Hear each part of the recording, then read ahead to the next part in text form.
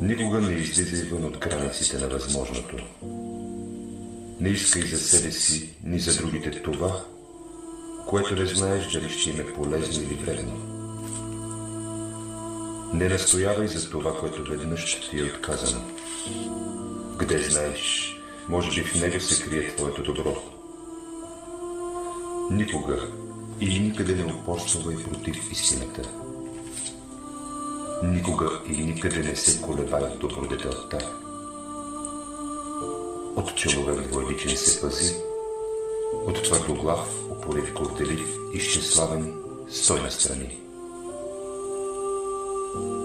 Първото си впечатление, първият съвет на твоя ангел-хранител пази.